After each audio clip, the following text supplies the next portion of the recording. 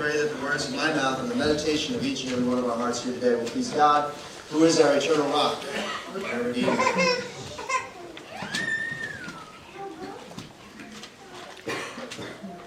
Come in and know me better, man.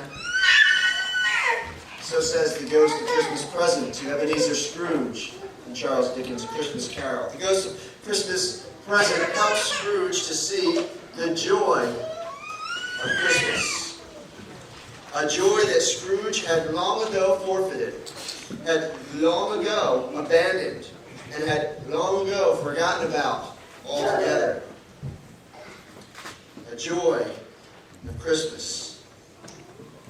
There is a line in the black and white Alistair Sim version where the ghost of Christmas present says to Ebenezer, "We Christmas spirits do not live only one day of the year.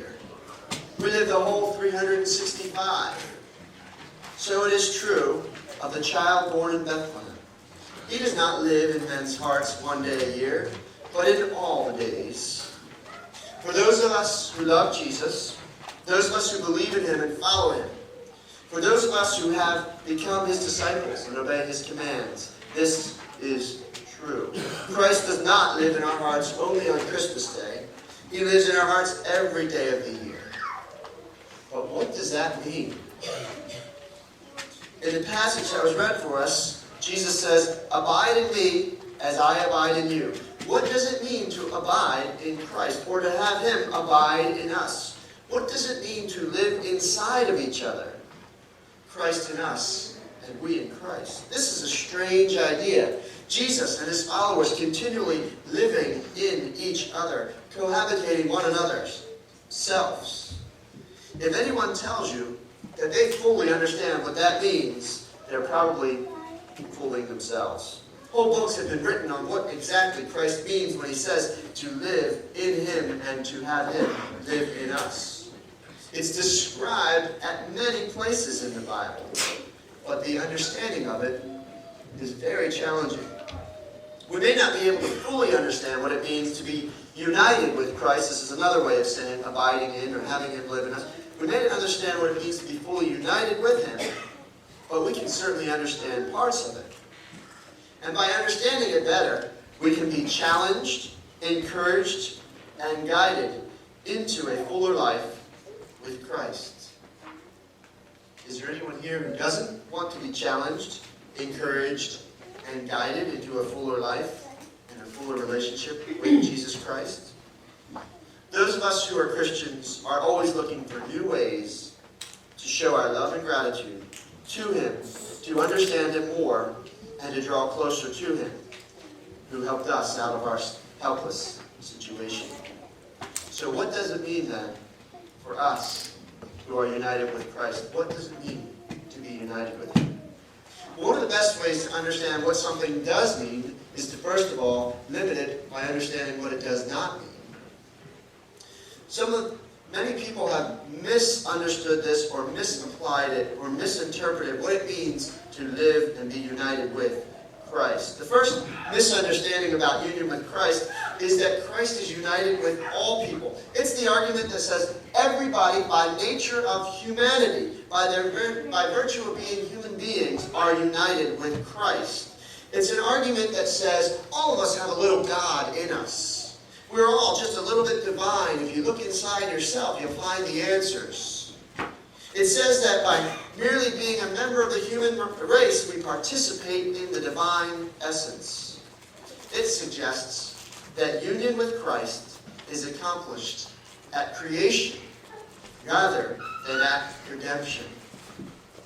After all, the argument will go, we are all God's children, aren't we? This is a very misleading statement because it says a whole lot more than what it means to say.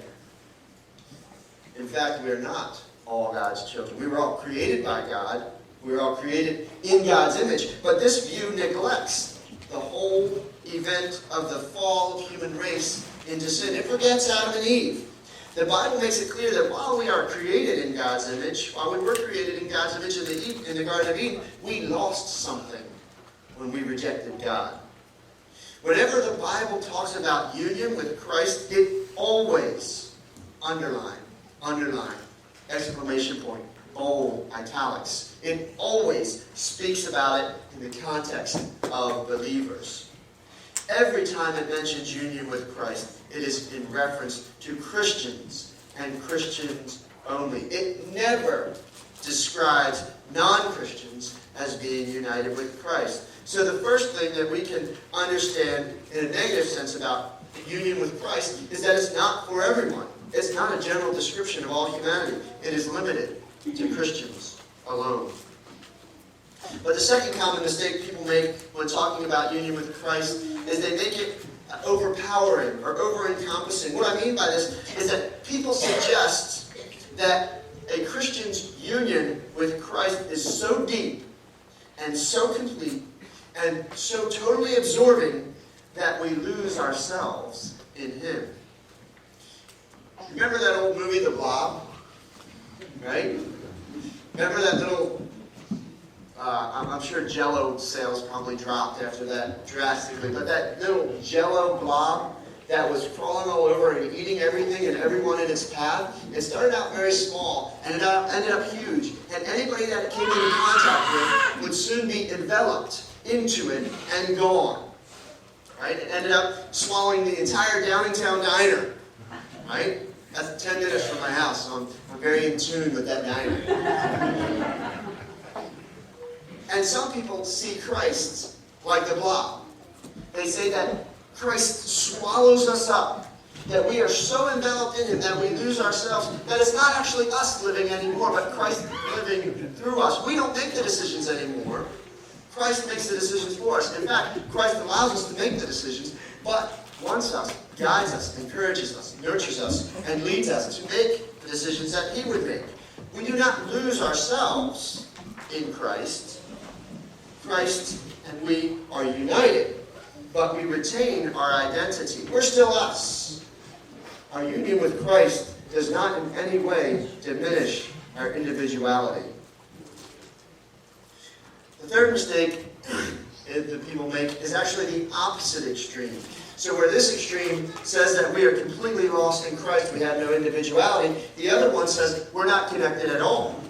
It says that excuse me, our union with Christ is kind of like friendship or a teacher and a student, and that's the extent of it. While it is true that Christ is our friend, while it is true that He is our teacher and our mentor and our guide, while it is true, it is not enough to say that. It is too limiting to say that that is the full extent of our union with Christ.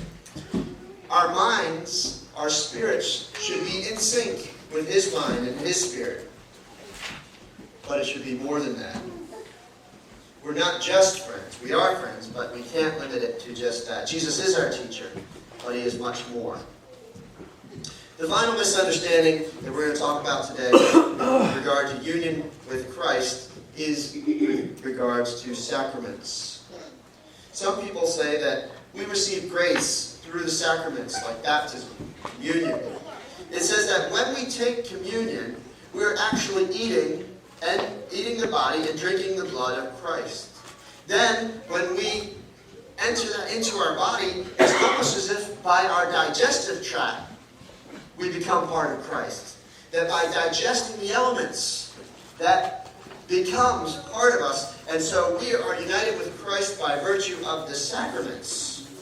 Many churches will deny that they teach this, but by a disproportionate focus on the sacraments, they're actually supporting it by their actions, without ever saying a word about it. Our union with Christ is a spiritual one. It's mystical, it's mysterious, and it's a union that belongs only to Christians. Our union with Christ is not so complete as to erase our individuality, nor is it so loose as to be only a relational one. So these are the things that we can learn by the mistaken understandings about our union with Christ. What can we say about it in a positive sense?